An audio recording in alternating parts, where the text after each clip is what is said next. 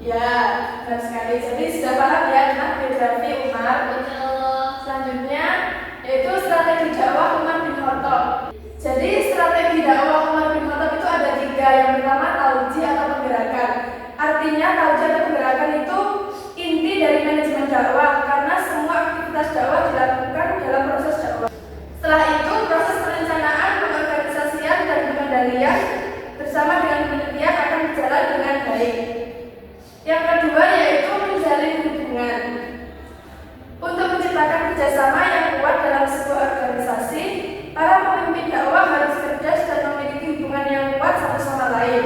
Secara umum ada beberapa alasan mengapa hubungan antar kelompok itu penting. Yang pertama yaitu keamanan. Keamanan itu bergabung dalam kelompok dapat membuat seseorang lebih tenang dan membuat mereka lebih kuat, sehingga mereka tidak akan merasa terancam. Yang kedua yaitu pertalian. Hubungan ini dapat memenuhi kebutuhan sosial melalui interaksi yang teratur di sekitarnya. Yang ketiga kekuasaan. Untuk mencapai tujuan dalam pengembangan dakwah umat Islam, Khalifah Umar bin Khattab juga menggunakan dasar-dasar ini. Dengan demikian umat Islam memperoleh kemenangan dari kemenangan selama kekhalifahannya.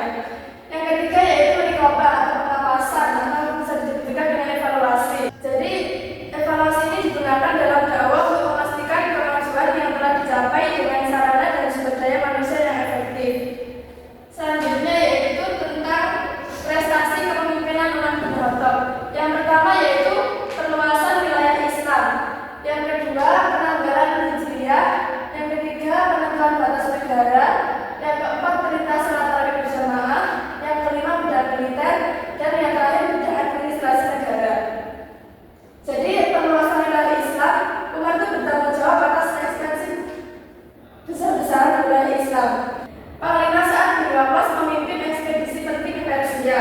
Mereka berhasil mengalahkan Persia dan mengambil alih wilayahnya meskipun pasukan Muslim lebih sedikit dari musuh karena semangat iman dan jihad.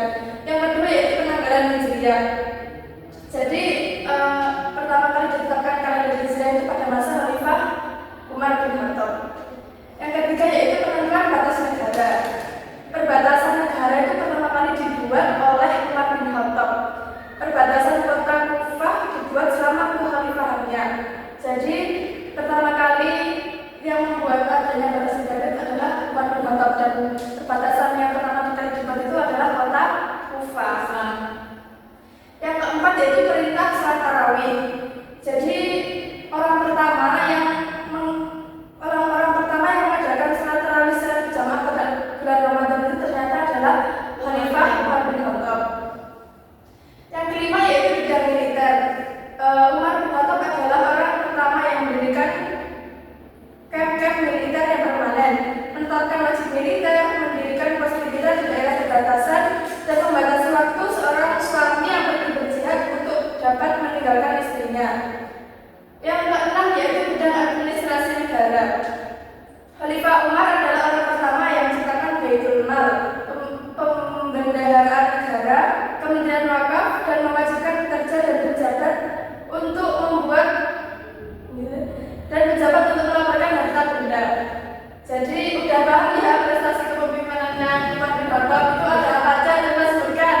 Perluasan wilayah Islam, penanggalan Hijriyah, penentuan batas negara, perintah salat tarawih berjamaah, bidang militer, bidang administrasi negara. Jadi itu adalah semua prestasi kepemimpinan Khalifah Umar bin Khattab. Mungkin cukup sekian materi hari ini. Mungkin ada yang bertanya? Insya Allah tidak, Bu. Insya Allah.